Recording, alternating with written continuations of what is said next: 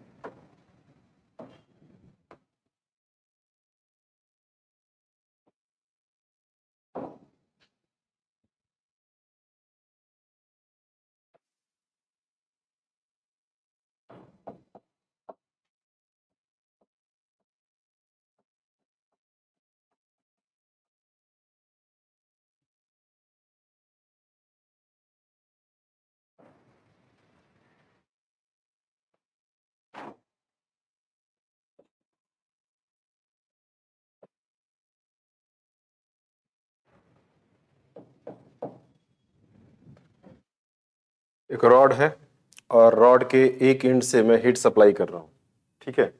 और heat supply करने पे हीट जो है ट्रांसफर होगी इस पार्ट से इस पार्ट तक, और इवेंचुअली टेम्परेचर जो होगी हर पार्ट की क्या होगी, अलग अलग होगी। और जो क्लोजेस्ट होगी, जो इसके नियरेस्ट होगी, उसकी टेम्परेचर ज़्यादा होगी। जैसे जैसे दूर जाएंगे उसकी टेम्परेचर क्या होती जाएगी, कम होती जाएगी। मतलब T1 T2 से ग्रेटर और T2 जो है T3 से ग्रेटर होगी, ठीक है। T1 की टेम्परेचर सबसे ज़्यादा होगी। अब इसमें जो है जो हीट ट्रांसफर होती है वो किन फैक्टर्स पे डिपेंड करती है उसको देखते हैं। तो देखने से पहले दो स्टेट होते हैं, एक होता है वेरिएबल स्टेट,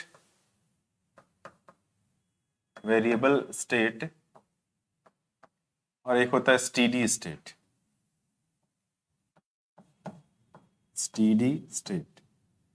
वेरिएबल स्टेट में क्या होता है, जैसे मान लो अगर मैं यहाँ से हीट सप्लाई कर रहा हूँ तो हर पार्ट की जो टेम्परेचर होगी वो अलग अलग होगी, ये जो ठीक है। और अगर हीट रिसीव कर रही है ये रॉड तो हर पार्ट की जो टेम्परेचर जो भी कुछ होगी वो टाइम के रेस्पेक्ट में बढ़ती जाएगी।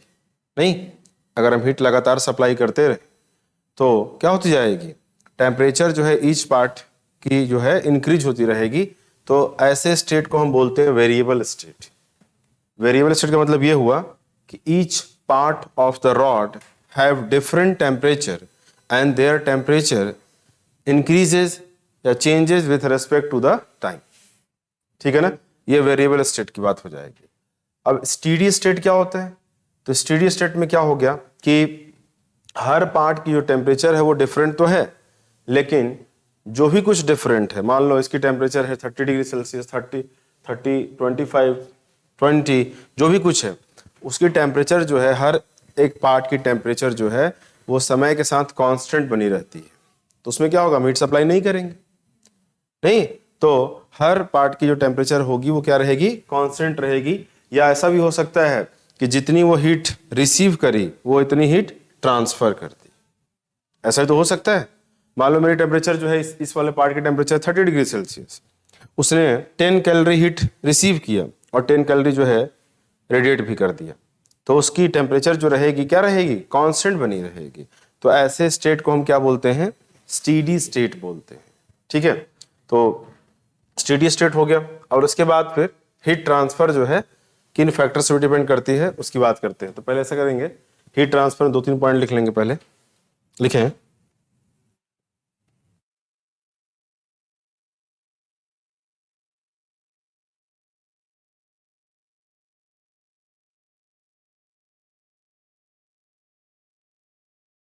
ये डायग्राम बना लें।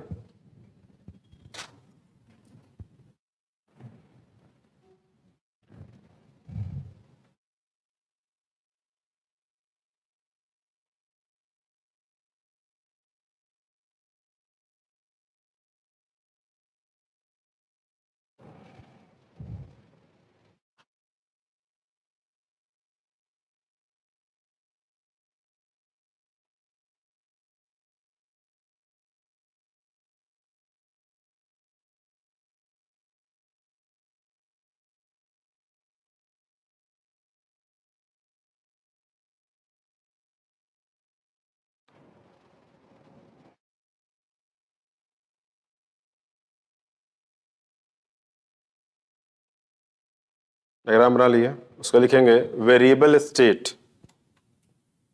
वेरिएबल स्टेट, और उसमें लिखें वेरिएबल स्टेट में in variable state each part of the rod,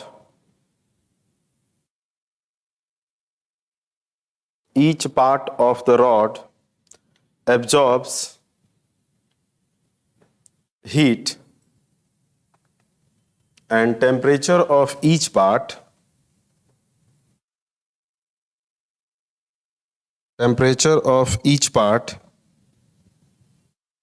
increases with passage of time.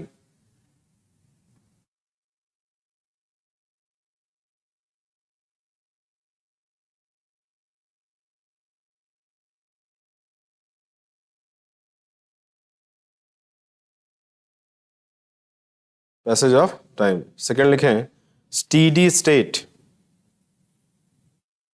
steady state, उसमें लिखें in steady state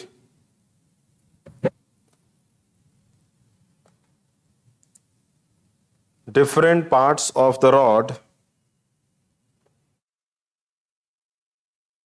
different parts of the rod do not absorb heat, do not absorb heat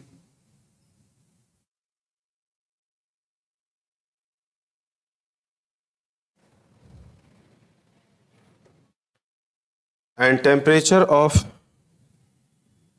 any part, temperature of any part remains constant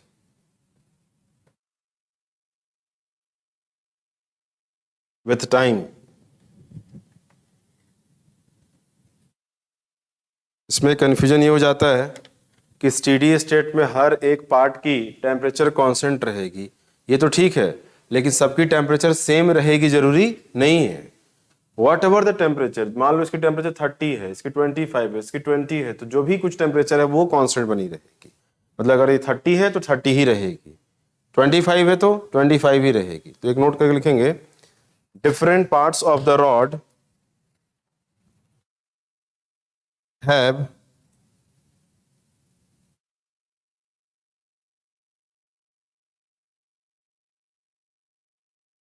different temperature.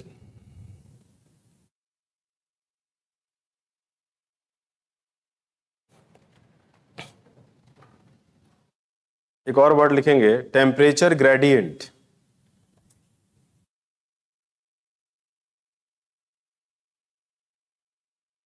Temperature gradient, इसमें लिखें the rate of change of temperature, the rate of change of temperature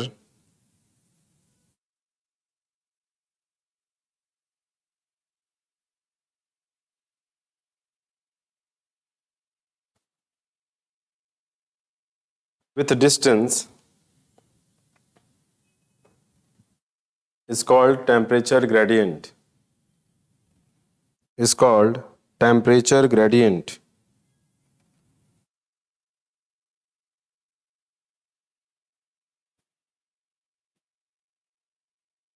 In steady state, temperature gradient, in steady state, temperature gradient remains constant.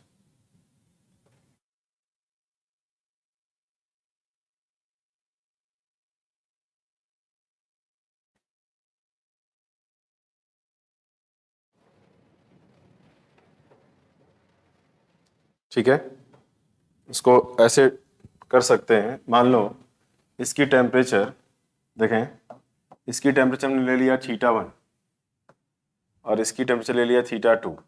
Clearly पता है कि θ1 ज़्यादा होगी θ2 से, नहीं, θ1 ज़्यादा होगी θ2 से, टेम्परेचर है। तो हमने क्या किया, इस टेम्परेचर डिफरेंस को θ1 से θ2 को माइनस कर दो और रॉड की जो भी लेंथ रही होगी, मान लो लेंथ L रही है, तो L से डिवाइड कर दिया।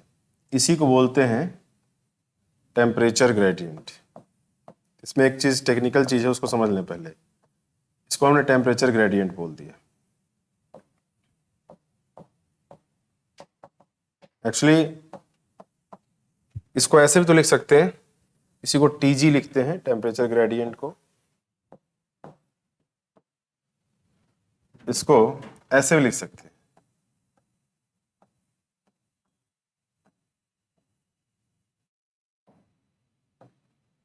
तो ये क्या हो जाएगा, माइनस हो जाएगा कि नहीं।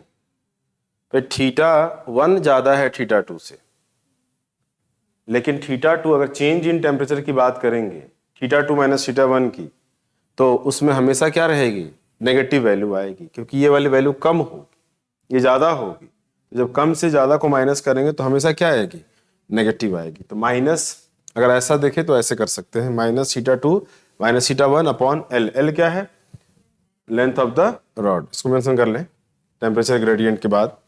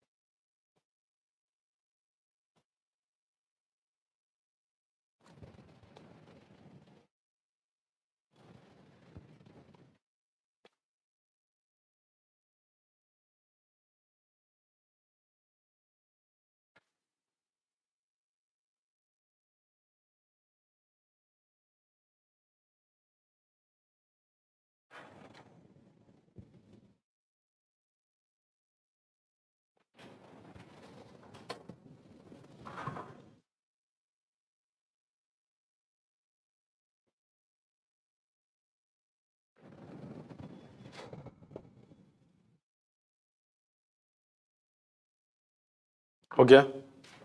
जैसे इस क्वेश्चन को ऐसे अप्लाई करते हैं, देखें इधर एक रॉड ले लिया, और इस रॉड की लेंथ मैं ले रहा हूं 3 मीटर सपोज।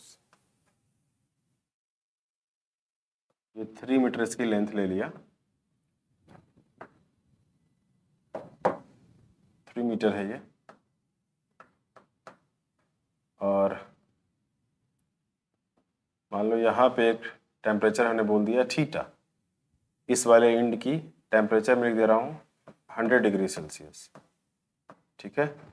और इसकी टेम्परेचर लिख दे रहा हूँ 40 डिग्री सेल्सियस, ठीक है। और ये जो θ वाली जो टेम्परेचर है, ये यहाँ से इसकी जो डिस्टेंस है यहाँ से, ये सपोज 2/3 मीटर है। क्वेश्चन को समझ लें पहले। रॉड है जिसकी लेंथ है 3 मीटर, दोनों एंड की टेम्परेचर मेंशन है 100 degree Celsius and 40 degree Celsius. तो इस एंड से 2/3 मीटर पे एक हमने पॉइंट ले लिया, भाई हर पॉइंट की टेम्परेचर क्या रही होगी, अलग अलग रही हो। तो इस पॉइंट की टेम्परेचर को हमने मान लिया θ, इस θ की वैल्यू निकालनी है। ट्राई करेंगे, तो ड्रॉ कर लें पहले।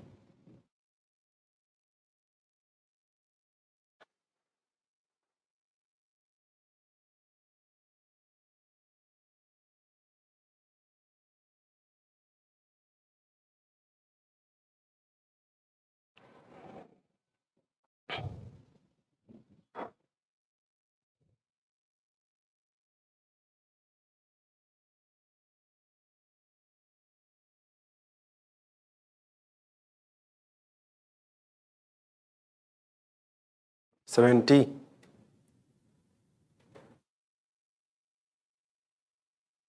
पहले इस रॉड की टेम्परेचर ग्रेडियंट निकालें। कितना आ रहा टेम्परेचर ग्रेडियंट? हाँ, 20 डिग्री सेल्सियस पर मीटर आएगा। टेम्परेचर ग्रेडियंट की यूनिट क्या होगी देखो, फिर टेम्परेचर डिफरेंस को हमने किससे डिवाइड किया है? मीटर से, लेंथ से। तो डिग्री सेल्सियस पर मीटर नहीं, तो पहले आ गई होगी 20 डिग्री सेल्सियस पर मीटर।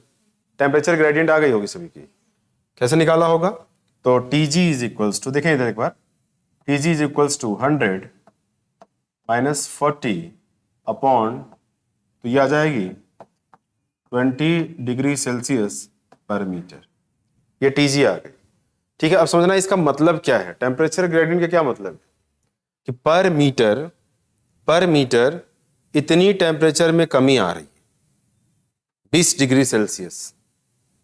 थोड़ा इसको ऐसे कॉमन सेंस लगा के देखो, पूरी लेंथ कितनी है? 3 मीटर। अगर 1 मीटर में 20 डिग्री सेल्सियस कम हो रही है, तो 3 मीटर में कितनी कम होगी? 60 डिग्री सेल्सियस। और क्या 60 ही तो कम हो रही है? 100 से 40 हो रही है, तो कितनी कम हो रही है? 60 ही कम हो रही है। समझेंगे बात को? इसका मतलब यहां यूनिटरी मेथड लगा सकते हैं। अगर हमें टेम्परेचर ग्रेडियंट पता चल गया कि ये है इसकी टेम्परेचर ग्रेडियंट, तो हम क्या करेंगे? टेम्परेचर ग्रेडियंट इनटू वो लेंथ करेंगे। वो लेंथ, जैसे मान लो तुम्हें 1 मीटर में चाहिए, तो टेम्परेचर ग्रेडियंट कितना है? 20 डिग्री सेल्सियस पर मीटर। उसमें 1 मीटर से मल्टीप्लाई करो, तो मीटर से मीटर कैंसिल हो जाएगा। कितना आ गया? 20 डिग्री सेल्सियस। मतलब 20 डिग्री सेल्सियस कम हो जाएगी। कितनी है यहाँ पे? 100। तो 20 कम होकर कितनी बचेगी? 80 बचेगी। कितनी बचेगी? 80 बचेगी। समझना है यहाँ पे, मतलब टेम्परेचर ग्रेडियंट हम कैसे इस्तेमाल कर सकते हैं। फिर सुनना, टेम्परेचर ग्रेडियंट आई है 20 डिग्री सेल्सियस पर मीटर। अब 2 मीटर के बाद यहां से मान लो कोई पॉइंट होगा, उस पॉइंट की टेम्परेचर कितनी होगी यह निकालना है। तो क्या करेंगे? टेम्परेचर ग्रेडियंट में कितने किससे मल्टीप्लाई करेंगे? 2 मीटर से। कितना आ जाएगा? 40। तो क्या 40 टेम्परेचर है क्या उसका? नहीं नहीं, 40 नहीं है, 40 कम हो जाएगी। तो थी कितनी? 100 से 40 कम करो, कितना बचेगा? 60। ये 60 हो जाएगी। अब 3 मीटर का निकालते हैं। 20 degree Celsius per metre into 3 metre, cancel out metre से मीटर। 20 इंटू 3 60। 60 कम हो जाएगी, तो बता दो 100 से 60 कम होके 40 है कि नहीं? समझ में आ गया होगा कि कैसे टेम्परेचर ग्रेडियंट का हम इस्तेमाल कर सकते हैं किसी पॉइंट का टेम्परेचर निकालने में। यहां गलती क्या हो जाएगी? टेम्परेचर ग्रेडियंट इंटू लेंथ करोगे ना, तो वो टेम्परेचर उस पॉइंट की नहीं आती हो। क्या आती है? उतनी कम हो गई है टेम्परेचर। तो जितनी भी होगी यहां इनिशियल में, उस इनिशियल से उतना कम कर दो, तो आसानी से आ जाएगी उस पॉइंट की टेम्परेचर। जैसे मैं इस पॉइंट का निकालो क्वेश्चन, कितना है? 2/3 मीटर। ध्यान सुनना, पहले निकाला टेम्परेचर ग्रेडियंट। अब टेम्परेचर ग्रेडियंट में 20 डिग्री सेल्सियस में 20 डिग्री सेल्सियस पर मीटर में 2/3 मीटर से, ये मीटर से मीटर 40/3। 40/3 कितना हो जाएगा? 13.3। तो 13.3 डिग्री सेल्सियस इतना कम हो गया। तो है कितना यहां? 100। तो 100 से इतना कम कर दो, कितना हो जाएगा? 86.7। 86.7। तो इस वाले पॉइंट की जो टेम्परेचर थी वो आ जाएगी 86.7 डिग्री सेल्सियस। बोल निकाल सकते हैं कि नहीं? अब निकाल सकते हैं किसी पॉइंट का टेम्परेचर। नोट कर लेंगे इसको। तो पहले टेम्परेचर ग्रेडियंट निकालें और उसे कैसे इस्तेमाल कर सकते हैं वो देख सकते हैं।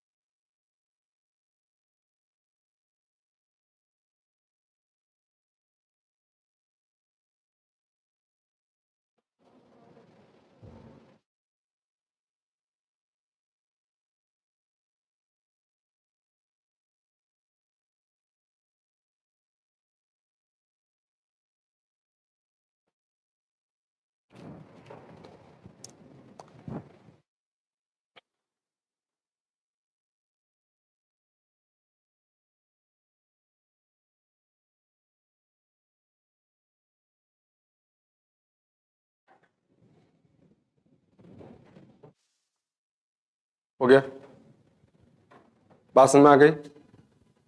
टेम्परेचर ग्रेडियंट इनटू लेंथ करेंगे तो क्या आएगी, डिक्रीज इन टेम्परेचर। कहां से डिक्रीज निकालेंगे, हाई टेम्परेचर से, जहां से डिस्टेंस गिवन होगी, जहां से डिस्टेंस गिवन होगी। और फिर उस पॉइंट की टेम्परेचर चाहिए तो उसमें से इस इंक्रीज डिक्रीज को माइनस कर देंगे तो फाइनली उस पॉइंट की टेम्परेचर आ जाए। क्लियर है। नेक्स्ट लिखेंगे रेट ऑफ हीट फ्लो। अब बात करते हैं कि हीट तो फ्लो हो रही है, टेम्परेचर निकालना आ गया, अब रेट ऑफ हीट फ्लो किस पे डिपेंड करती है, तो लिखेंगे rate of heat flow, rate of heat flow depends on,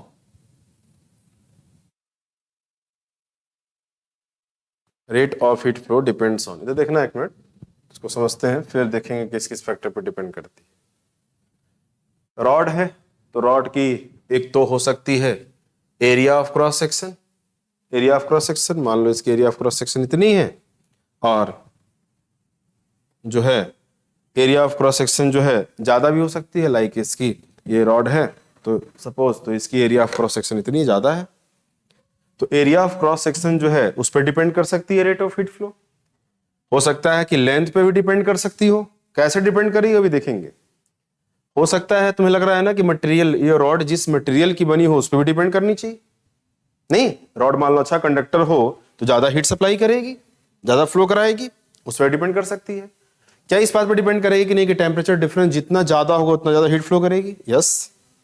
चाय गर्म होती है तो ज्यादा हीट फ्लो करती है, जल्दी ठंडी हो जाती है, उसके बाद फिर धीरे धीरे ठंडी होती है। क्यों, क्योंकि पहले टेम्परेचर डिफरेंस ज्यादा थी तो ज्यादा हीट फ्लो हो गई, यस सर नो।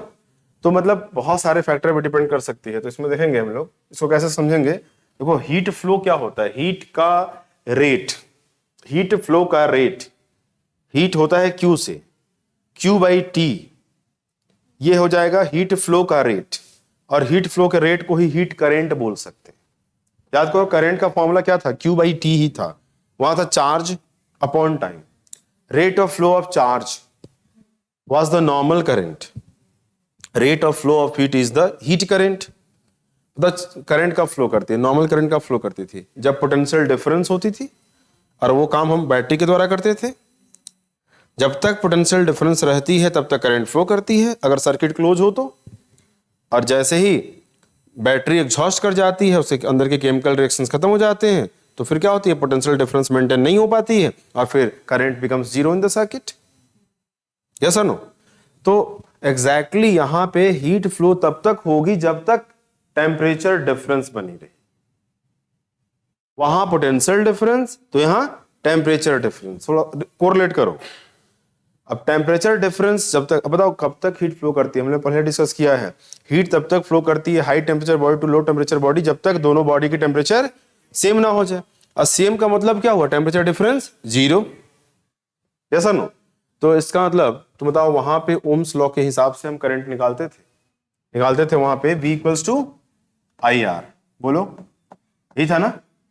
तो यहां से हमें I क्या निकाला था हम लोगों ने, V/R। V क्या था पूरा अगर बोले तो ये था पोटेंशियल डिफरेंस, क्या था, पोटेंशियल डिफरेंस था, ठीक है, और अपॉन रेजिस्टेंस, यही था, ठीक है, ओके। मतलब पोटेंशियल डिफरेंस को जिस पैरामीटर से डिवाइड किया था उसको रेसिस्टेंस बोला, ठीक है। अब ये हो गया I, पोटेंशियल डिफरेंस, और R का फॉर्मूला हमें पता है, यस सर नो, सबको पता है। ये क्या होता है, बोलो, रेजिस्टिविटी। ये क्या होता है, resistance, length, area of cross section. क्या इसको ये भी लिख सकते हैं क्या,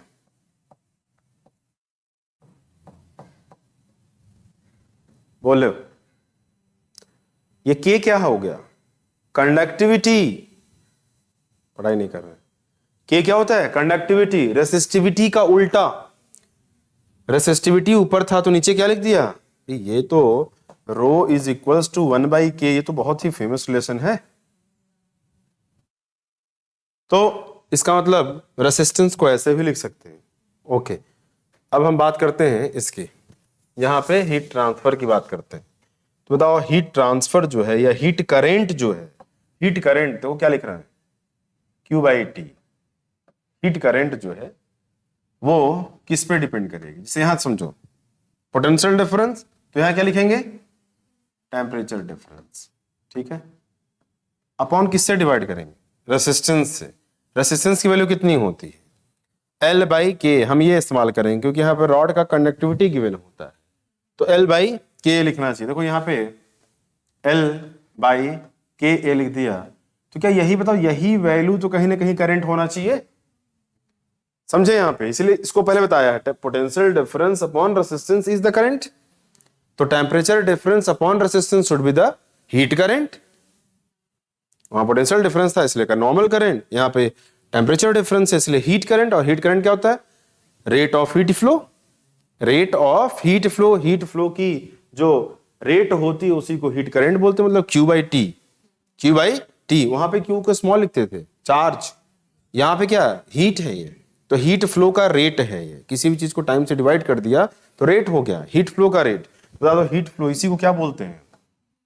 इसी को हीट करंट बोलते हैं, हीट करंट हो, ठीक है।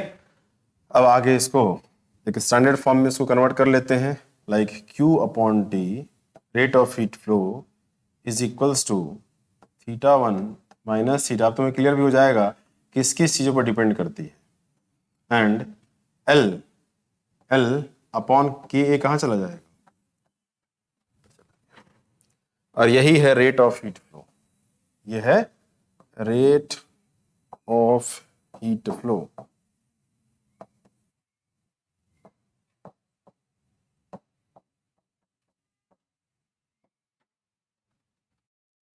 तुम बताओ खुद, तुम्हारे सामने पड़ा हुआ रेट ऑफ हीट फ्लो किस पे डिपेंड करती है? कंडक्टिविटी के प्रोपोर्शनल होती है, जितनी अच्छी कंडक्टिविटी होगी उतनी तेजी से हीट फ्लो करेगी, सही बात है। एरिया ऑफ क्रॉस सेक्शन जितनी ज्यादा होगी उतनी ज्यादा हीट इसको रिसीव होगी, उतनी ज्यादा आसानी से फ्लो होगी, ठीक है।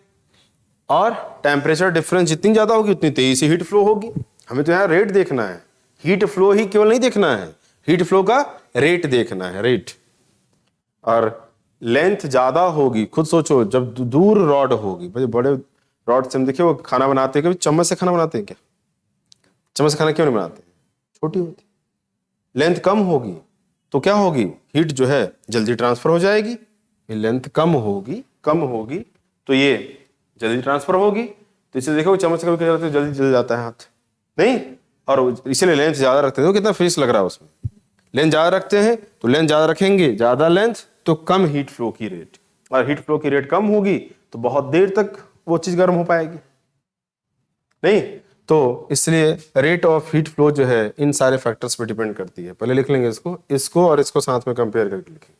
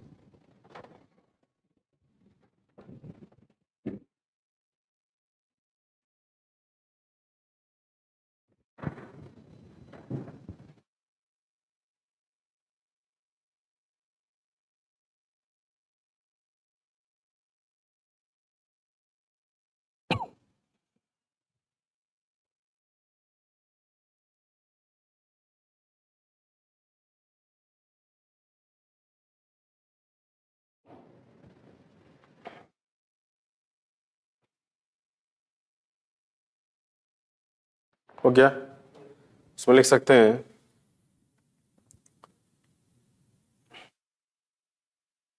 rate of heat flow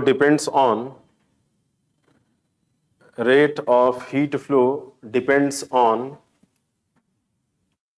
लिखे first temperature difference, second area of cross section, और कैसे डिपेंड कर रही है वो फॉर्मूला बता रहा है। Area of cross section material को कौन चीज रिप्रेजेंट कर रही है? के, रॉड की conductivity. Material, next length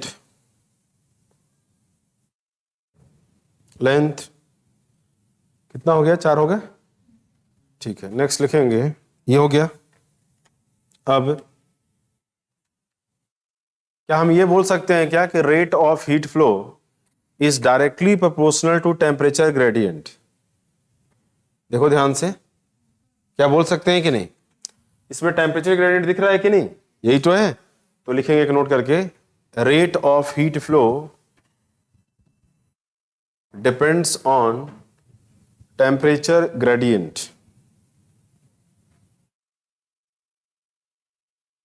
depends on temperature gradient.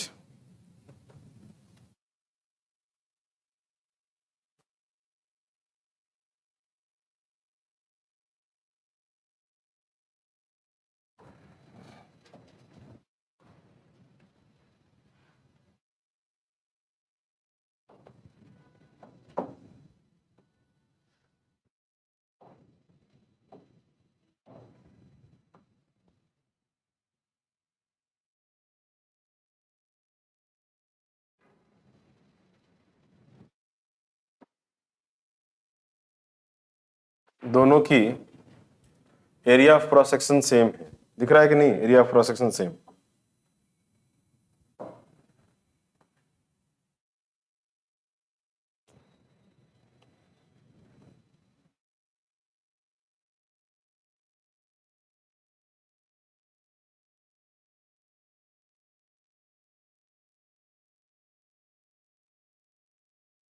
Area of cross section same है क्या? ये दो रॉड, अब देखो दो रॉड की बात कर रहे हैं। दो रॉड, ये दोनों रॉड जो है किसमें कनेक्टेड है? सीरीज कनेक्शन है, इन ट्विन कनेक्शन है। और सीरीज में याद करो, करंट में, सीरीज में करंट सेम थी। सीरीज में करंट क्या होती है? सेम। तो यहां भी करंट क्या होगी? सेम होगी। और करंट सेम फ्लो करने के लिए एरिया ऑफ क्रॉस सेक्शन का सेम होना जरूरी है। तुम ऐसे सोच के देखो कि एक पाइप से पानी आ रहा है, अब दूसरे पाइप को फिट करना है, और दूसरी पाइप कैसी हो कि पूरी की पूरी पानी उसमें चली जाए? Same area of cross section की होगी तभी पूरी पानी जा पाएगी। अगर कम या ज्यादा होगी तो क्या होगी? वेस्टेज होगी ना, वेस्टेज। और वेस्टेज अगर होगी तो पूरी की पूरी पानी नहीं जा पाएगी, और जब पूरी की पूरी पानी नहीं जाएगी तो पानी को रिप्लेस कर दो करंट से। मतलब करंट जितनी आ रही थी उतनी नहीं जा पाएगी, तो क्या इसको हम सीरीज कनेक्शन बोल सकते हैं क्या? नहीं। तो सीरीज कनेक्शन के लिए मस्ट कंडीशन है ये, क्या? Area of cross section must be same, वरना सीरीज कनेक्शन नहीं बोल सकते।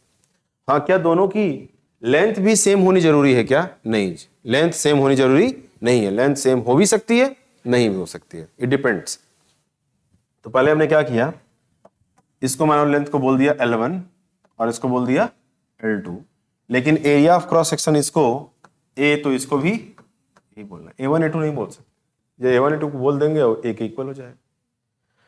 बाकी इसकी कंडक्टिविटी अभी K1 लिख दिया और इसकी कंडक्टिविटी लिख दिया K2, ठीक है ना? तुम ऐसे सोच के देखो कि दो रॉड को मिला के एक सिंगल रॉड बनाना चाहते हैं, तो सिंगल रॉड की K कितनी होगी? K इफेक्टिव कितनी होगी? भाई दो अलग अलग मटेरियल होंगे तभी तो K1 K2 है। नहीं, K1 K2 समझ रहे हो ना, मटेरियल पे डिपेंड करती है। अब दो रॉड, डिफरेंट रॉड्स को जिसकी area of cross section same है, उनको मिला के एक सिंगल रॉड की बात करें तो उसकी K नेट क्या होगी, K इफेक्टिव क्या होगी, वो हम निकालना चाहते हैं। हमें पता है कि सीरीज कनेक्शन में आर नेट कितना होता है बताओ? Are net R1 plus R2 होता है ना। तो आर नेट हो जाएगा R1 प्लस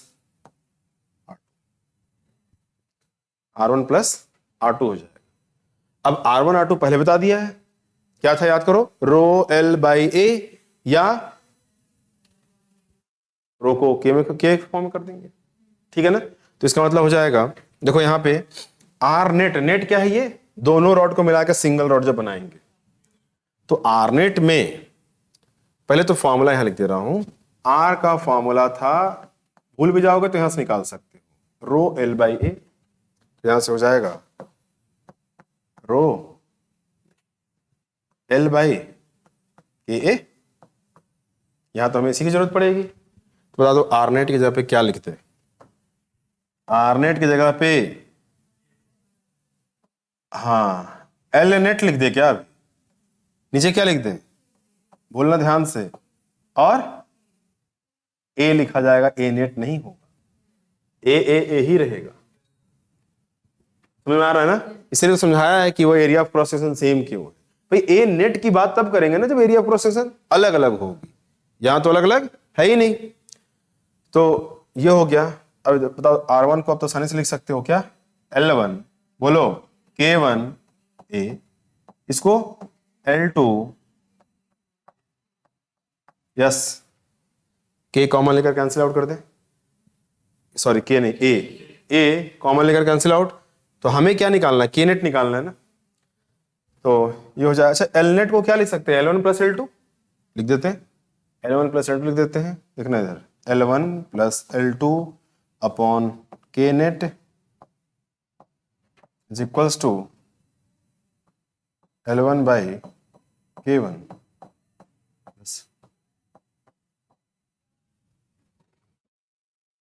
K नेट निकाल लेते हैं। तो K नेट हमें तो चाहिए K नेट ना, तो K नेट को डायरेक्टली ऐसे लिख सकते हैं क्या, ध्यान देते रहना, फोकस रखे रहेंगे।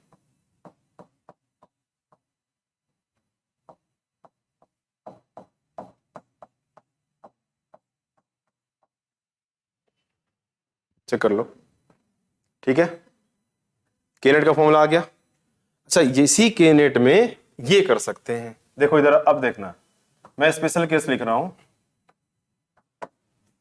If L1 is equals to L2, जिसको किसके इक्वल लिख देंगे, L के इक्वल, बताओ यहां से K नेट का फॉर्मूला क्या हो जाएगा, K नेट इक्वल्स टू क्या हो जाएगा, बोलो L1 प्लस L2 मतलब 2L,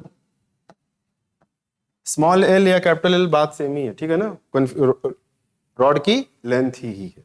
ये क्या लिखा जाएगा बोलो,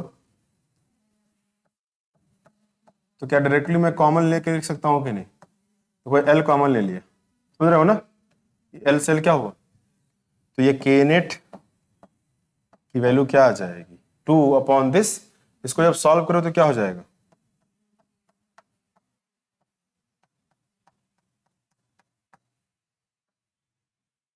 बोला ये K नेट का फॉर्मूला सीरीज कॉम्बिनेशन के लिए है कब,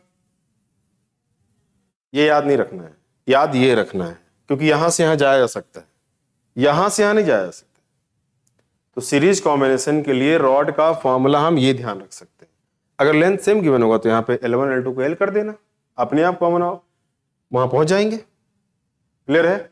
ये हो गया सीरीज कॉम्बिनेशन, पहले इसको नोट करेंगे, लिखें क्या लिखे हैं, कुछ लिखे हैं, लिखे हैं series combination of the rod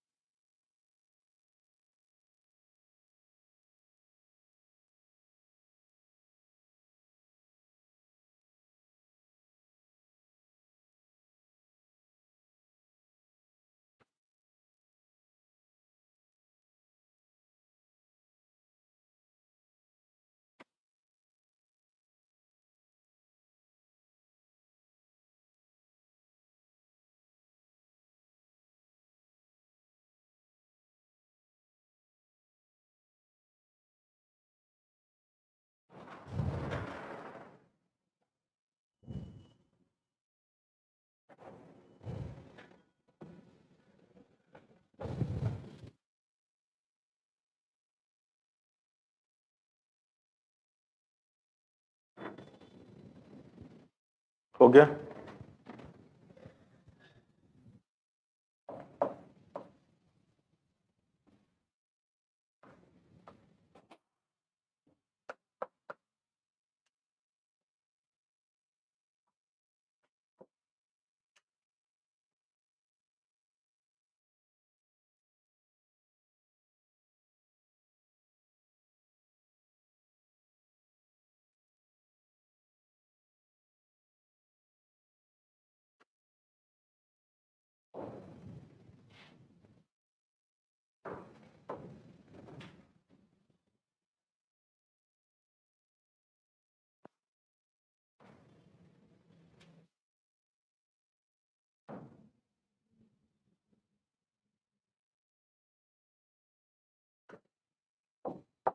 ये दोनों रॉड जो है पैरेलल में है, दोनों की एंड जो है कॉमन पॉइंट से टेस्ट पैरेलल में। अब क्लियरली देख सकते हैं, बताएंगे डायग्राम देख के बताएं पैरेलल के लिए क्या सेम होना जरूरी है। लेंथ लेंथ सेम नहीं होगी, मान लो इतनी ही लेंथ की होगी तो अटक ही नहीं पाएगी, यहाँ पे फिट ही नहीं हो पाएगी। लेकिन area of cross section different हो सकती है, क्लियरली देख सकते हैं कि डिफरेंट है। तो इसकी जो ये पैरेलल कॉम्बिनेशन हो गई, मान लो इसकी रॉड की K1 है, area of cross section A1 है, लेकिन लेंथ कितनी होगी, L होगी। इस तरह से ये K2 A2 लेंथ L होगी। हमें इसका K नेट निकालना है, इस अरेंजमेंट का K नेट निकालना है। तो डायरेक्टली कर सकते हैं, बताओ पैरेलल कॉम्बिनेशन में फॉर्मूला क्या होता है, 1/R net 1/R1 plus 1/R2, यही तो होता है। और R नेट का फॉर्मूला देखो यहाँ क्या लिखा हो, L/KA। तो जब यहाँ L/KA लिखोगे तो K ऊपर चला जाएगा, L नीचे रहेगा। तो KA में K नेट A नेट और नीचे क्या है, L रहेगा, समझ रहे होंगे। और यहां पे क्या हो जाएगा, तो इस तरह से अब इसका क्या होगा, K1 A1 अपॉन L, यहाँ K2 A2 upon L, L common होकर कैंसिल आउट हो जाएगी। तो हमें तो K नेट चाहिए, तो K नेट यहां से क्या आ जाएगी,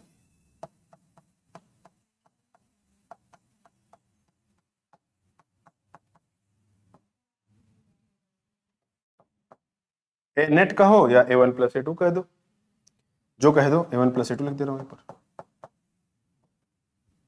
आ गया K नेट।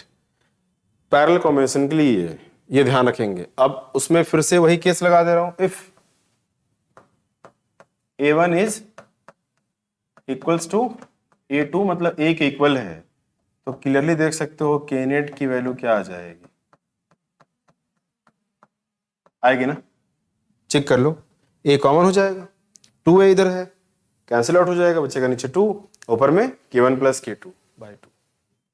ठीक है, पैरेलल कॉम्बिनेशन लिखेंगे।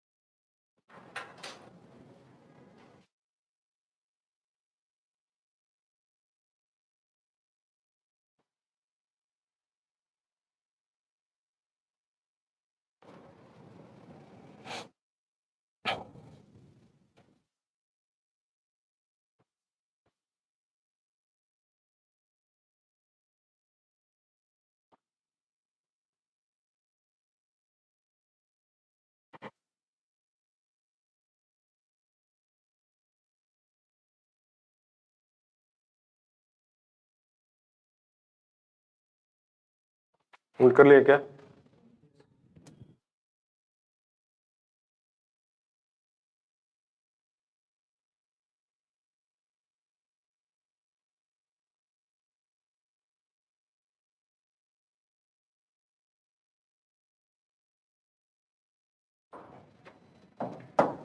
इसकी टेम्परेचर θ1 ले रहा हूं, इसकी θ2, और इसकी टेम्परेचर जंक्शन हो गया, दोनों रॉड की जंक्शन हो गई ये वाली, थीटा हो गया। ठीक है, थीटा की वैल्यू निकालनी है। क्वेश्चन है थीटा की वैल्यू निकालनी है।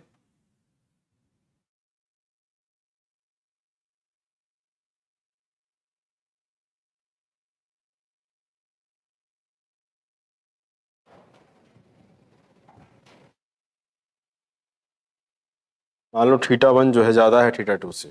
ठीक है,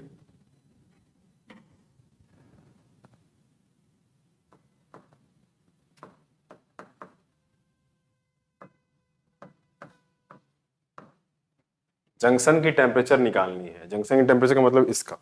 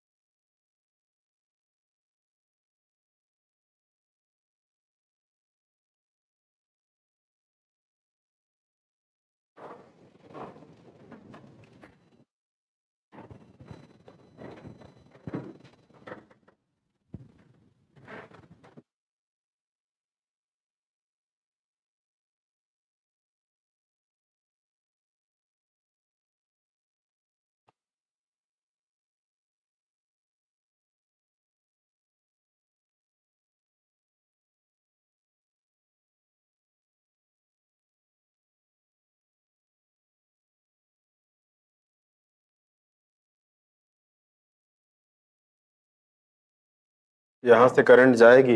बताओ क्या दोनों रॉड सीरीज में है कि नहीं? सीरीज में हमने क्या बताया? Current same.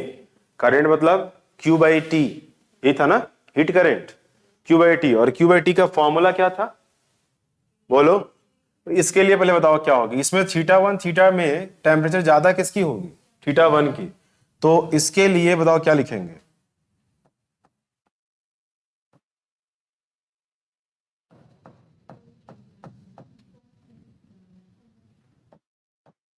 ये तो होगा हीट करंट। जितनी हीट करंट इसमें फ्लो करेगी उतनी ही इसमें भी फ्लो करेगी। बताओ इस वाले रॉड में थीटा कौन ज्यादा होगी, थीटा या θ2? थीटा ज्यादा हो। इधर से करंट चली है तो इधर से थोड़ा ना फ्लो करने लग जाए। ये टेम्परेचर ज्यादा रही होगी, बताया था अभी टेम्परेचर ग्रेडियंट सबसे लास्ट वाली सबसे कम टेम्परेचर हो। बता दो इस वाले में करंट कैसे फ्लो करे, कितना लिखोगे? K2A और करंट को सेम करने आ रहा है कि नहीं बताओ? और ये दोनों करंट आपस में क्या होंगे? इक्वल होंगे। क्यों? क्योंकि सीरीज कॉम्बिनेशन। सीरीज कॉम्बिनेशन में करंट, हीट करंट क्या होती है? सेम फ्लो करती है। और हीट कहां से कहां फ्लो करती है? High temperature to low temperature. उसी का तो फायदा उठाए। अब इसको आगे सॉल्व करके थीटा निकालें।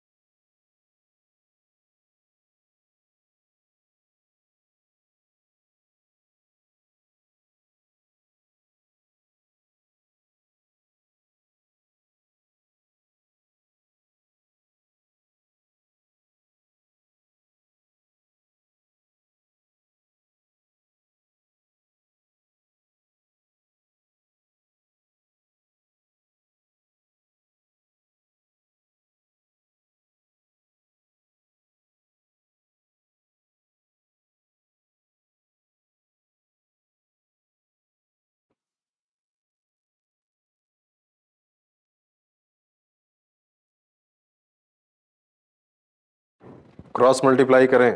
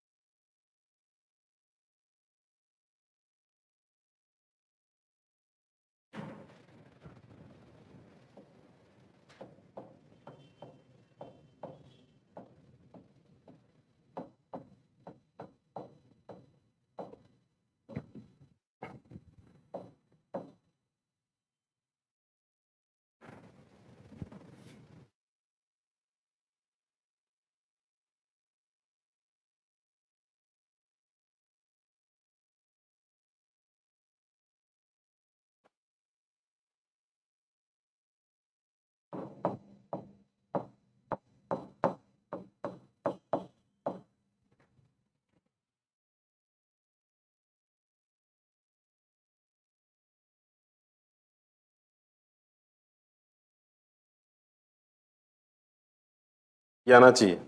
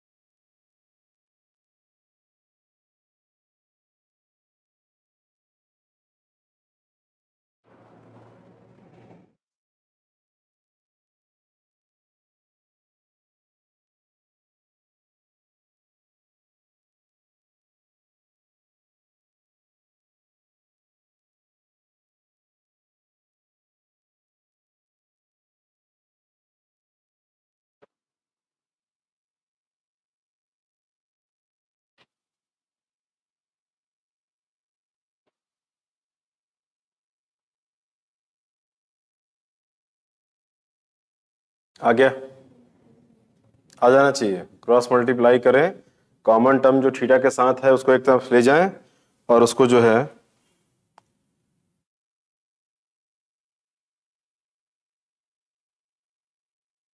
सॉल्व करेंगे तो ये आ जाएगी।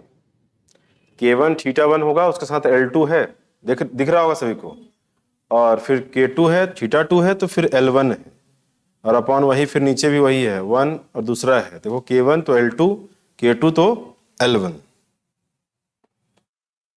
ठीक, आ गया सभी का।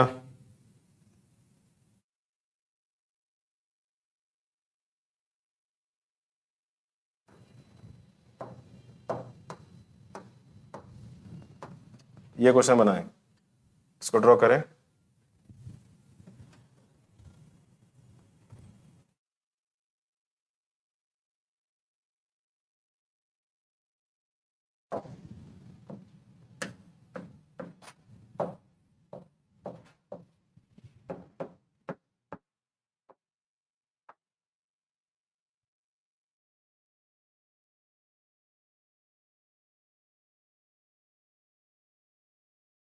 ऑल रॉड्स आर, ड्रॉ कर लिए, ड्रॉ करो जल्दी से।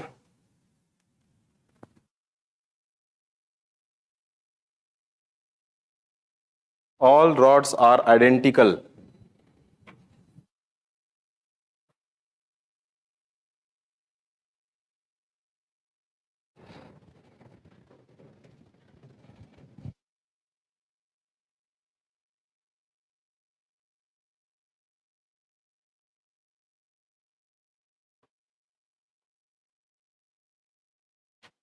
सॉल्व करें, थीटा की वैल्यू सॉल्व करें।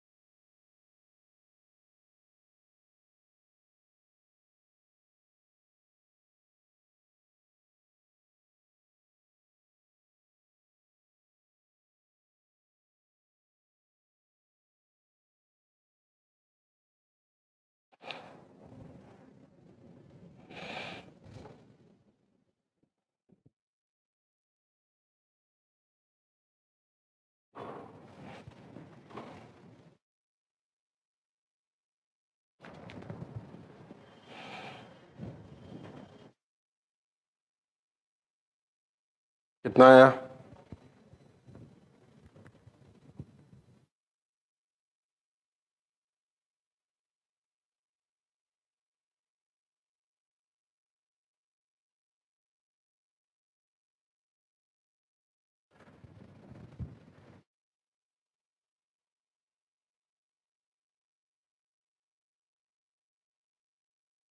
इधर से करंट देखो, जंक्शन पे याद है जंक्शन रूल, जंक्शन पे जितनी करंट आती थी उतनी ही जाती थी, याद है? Incoming current is equals to outgoing current. बता दो, अगर इसकी टेम्परेचर को थीटा मान लिया, तुम खुद सोचो, अगर मान लो इसमें करंट हमने हीट करंट बोल दिया I1 फ्लो कर रही, तो इस I1 की वैल्यू कितनी होगी, क्या लिखेंगे? 80। तो देखना, जब रॉड आइडेंटिकल बोल दिया ना, तो क्या क्या सेम हो गया?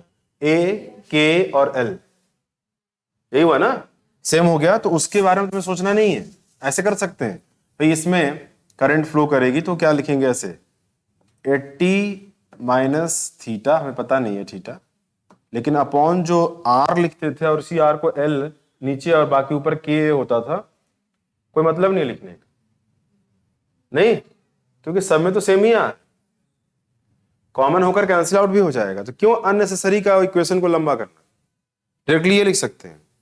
तो बता दो ये वाली करंट, ओके, प्लस और कौन सी करंट, इतनी,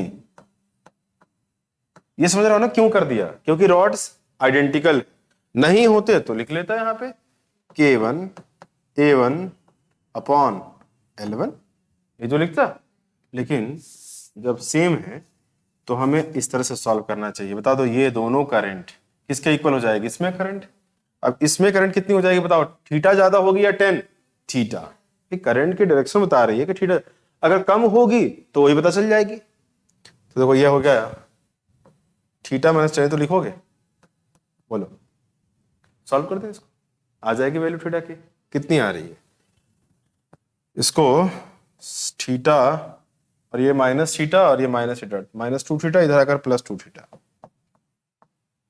और ये 80 90 170 और 180, तो थीटा की वैल्यू आनी चाहिए 60 डिग्री सेल्सियस।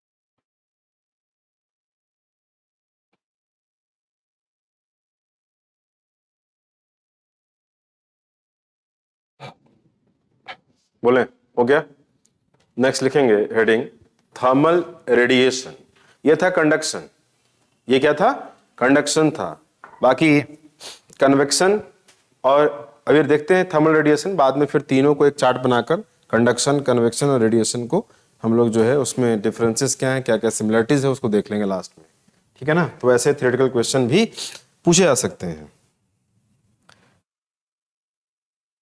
लिखेंगे थर्मल रेडिएशन में ऑल बॉडी, लिखें all bodies at every temperature,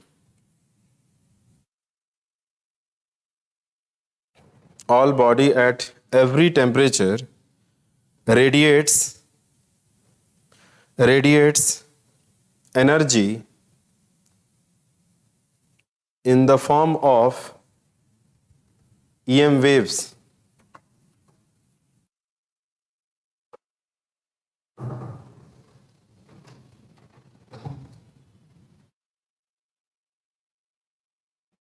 The form of EM waves. Next.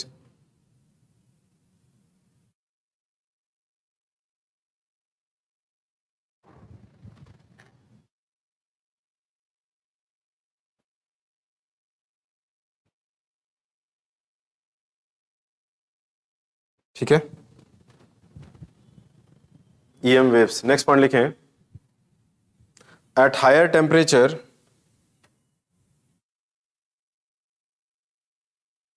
the rate of radiation, at higher temperature the rate of radiation is high,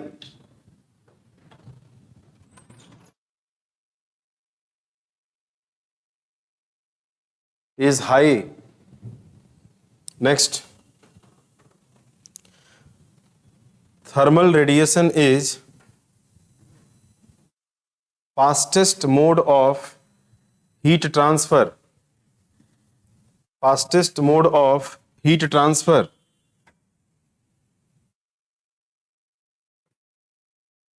Next लिखें, thermal radiation shows the property of, thermal radiation shows the property of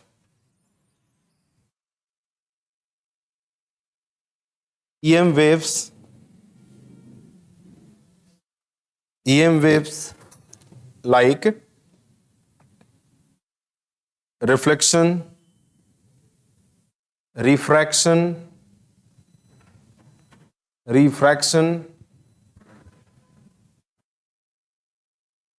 absorption, etc. absorption, etc. ठीक है।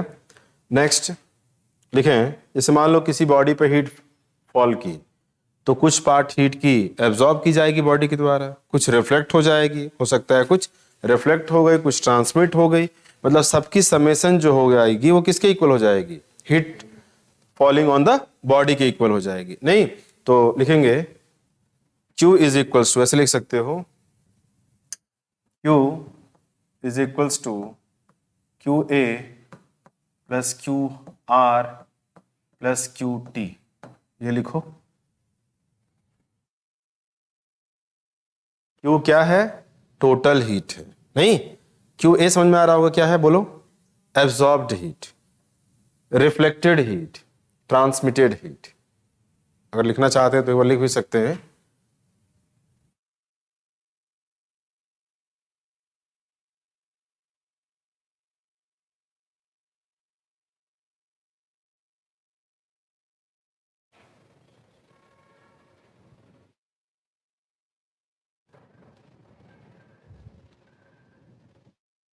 बोले, हो गया।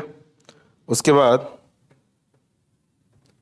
इसको अगर पूरे को Q से डिवाइड कर दूं मैं, तो क्या हो जाएगी, ये 1, ये क्या हो जाएगी,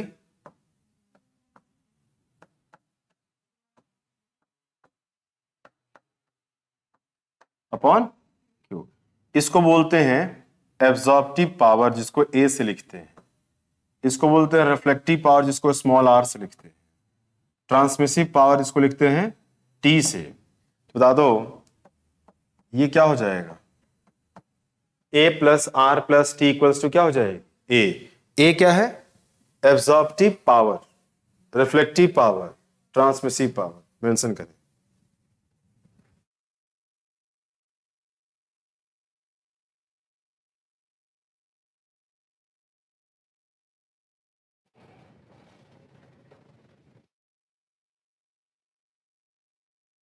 जल्दी से नोट करेंगे। इसमें ज़्यादा कुछ बेसिक चीज़ें हैं, थ्योरेटिकल चीज़ें हैं, ज़्यादा इसमें कोई कॉम्प्लिकेट चीज़ें नहीं है, काफ़ी डेप्थ नहीं है।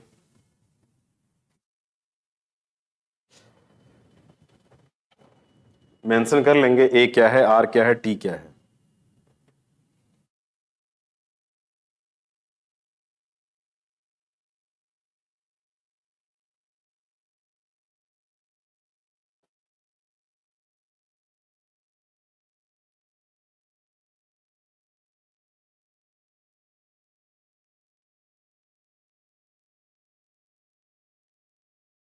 हो गया। एक क्वेश्चन लिखेंगे, if 500 joule energy is incident on a body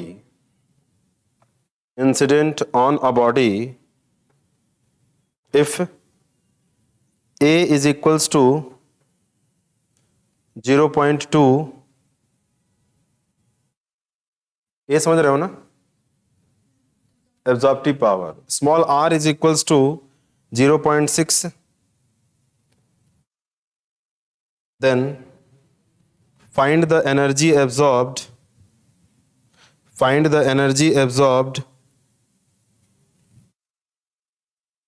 by the body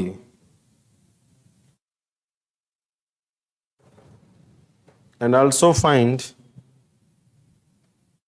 QR and QT.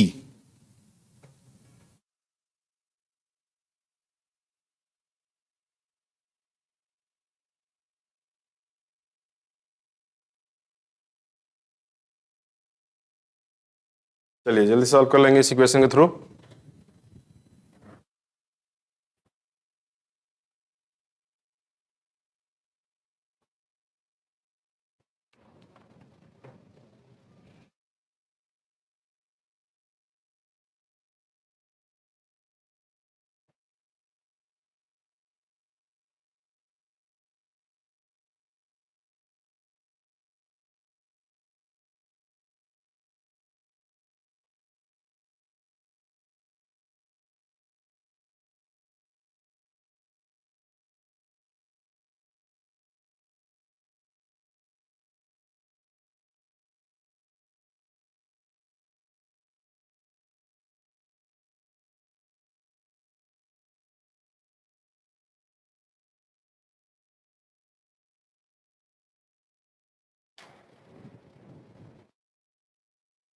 जल्दी करेंगे। Q एब्जॉर्ब्ड कितना आया, 100 जूल आना चाहिए। Q की वैल्यू गिवन है 500 जूल और A की वैल्यू भी गिवन है। तुम्हें बस क्या निकालना है, QA निकालना है। आ गया होगा भाई, Q तुम खुद सोचो, QA निकालना है और Q की वैल्यू गिवन है 500 और इसकी वैल्यू क्या होती है A, और A कितनी गिवन है 0.2। यस और नो? तो यहां से Q की A की वैल्यू कितनी आ जाएगी 100 जूल। इसी तरह से QR आ गई होगी 300 जूल, आई है क्या, और QT कितनी आई है 100 जूल आई होगी। ये निकालने के लिए इसका इस्तेमाल किए होंगे A plus R plus T equals to 1। A और क्या गिवन है, R गिवन है, तो T निकल जाएगी नहीं 1 से। दोनों को सबको जोड़ने पे कितना नहीं चाहिए 1, तो 2 गिवन होगी तो एक तीसरी अपने आप निकल जाएगी। यस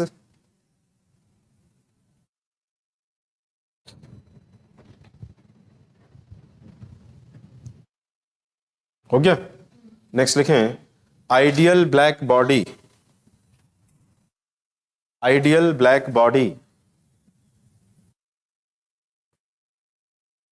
बस थ्योरेटिकल पॉइंट ध्यान रख सकते हो। लिखें first point, it absorbs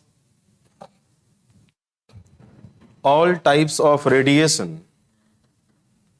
It absorbs all types of radiation falling on it.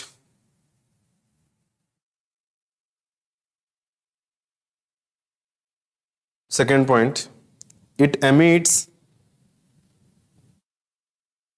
radiation of all possible wavelength, all possible wavelength. Next point, absorptive power of ideal black body is equal to 1.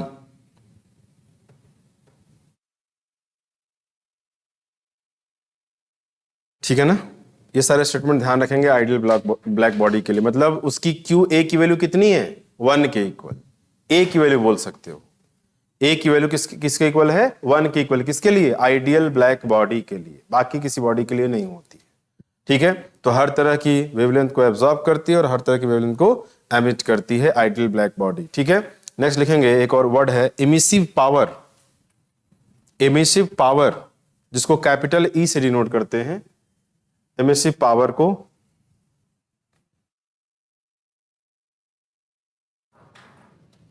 लिखेंगे capital E से represent कर लिए। लिखें the energy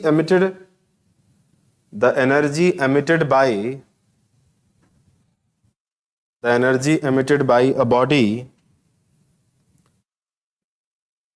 per unit time per unit surface area per unit time per unit surface area is called emissive power. Is called emissive power. अगर इस चीज को mathematically लिखना चाहेंगे तो क्या कहेंगे बताओ? क्या है? एनर्जी एमिटेड मतलब हीट, नहीं तो Q per unit area per unit time मतलब Q upon A into T. नहीं लिखें E equals to E capital emissive power is equals to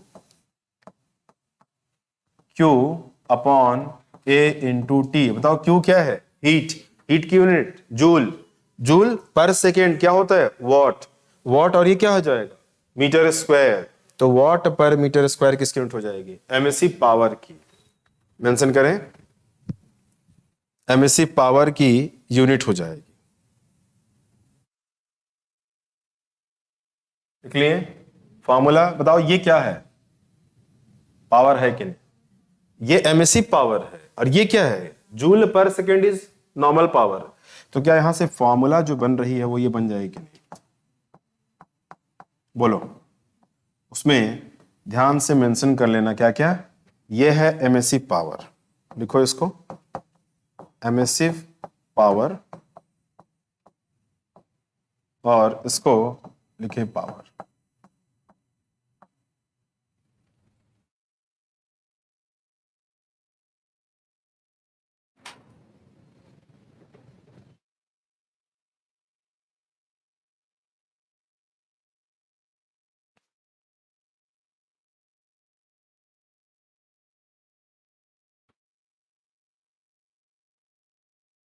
हो गया। नेक्स्ट लिखेंगे इसके बाद प्रीवोस्ट थ्योरी। प्रीवोस्ट बहुत सिंपल सा थ्योरी, इसलिए इसको अभी डिस्कस कर ले रहे हैं। Prevost theory of heat exchange, पूरा लिख लेना। Prevost theory of heat exchange बहुत लॉजिकल चीज है। इनका कहना क्या है?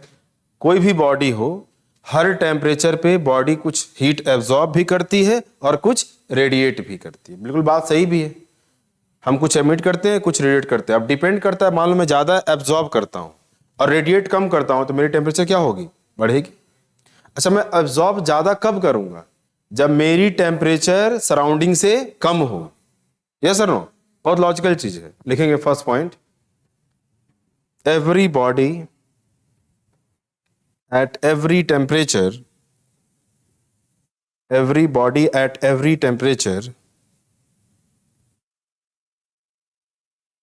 absorbs as well as radiates energy।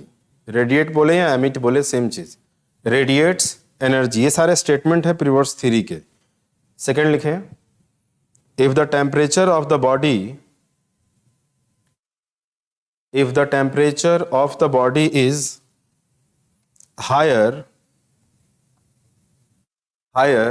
than that of surrounding, मतलब सराउंडिंग से बॉडी की टेम्परेचर ज्यादा है, higher than that of surrounding, बताओ क्या होगा? रेडिएशन ज्यादा होगा या एब्जॉर्प्शन ज्यादा होगा?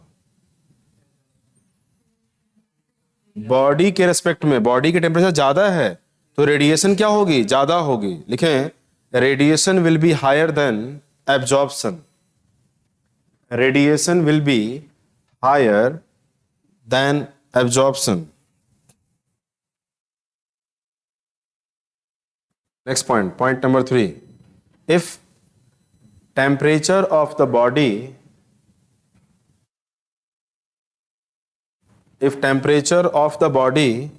is lower that of surrounding, इस पर कम है, lower than, if temperature of the body is lower than that of surrounding, then heat absorbed is higher than radiated, ठीक है ना? then radiated, रेडिएशन कम होगी और एब्जॉर्प्शन ज्यादा होगी। नेक्स्ट पॉइंट लिखें, if temperature of the body is same as that of surrounding, बताओ क्या होगा? इस बार बॉडी और सराउंडिंग की टेम्परेचर दोनों की सेम है, क्या होगी? दोनों तो होंगे लेकिन दोनों इक्वल होंगे, जितनी एब्जॉर्ब होगी उतनी रेडिएट भी होगी, और बॉडी की टेम्परेचर क्या रहेगी? कांस्टेंट रहेगी, मेंटेन रहेगी। नहीं, लिखें, if temperature of the body is same as that of surrounding, then rate of radiation is equal to rate of absorption,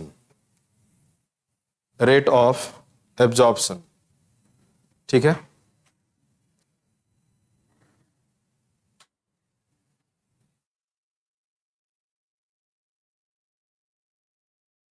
तो हीट ट्रांसफर में आज इतना ही रखेंगे हम लोग। बाकी कल जो है हम लोग हीट ट्रांसफर की बची हुई चीजें जो है, लाइक हीट में बची हैं, लाइक थर्मल एक्सपेंशन है, और जो भी चीजें रेस्ट ऑफ द चीजें हैं उसको हम लोग कल कंप्लीट करेंगे, ठीक है ना? आज इतना ही रखते हैं। Thank you.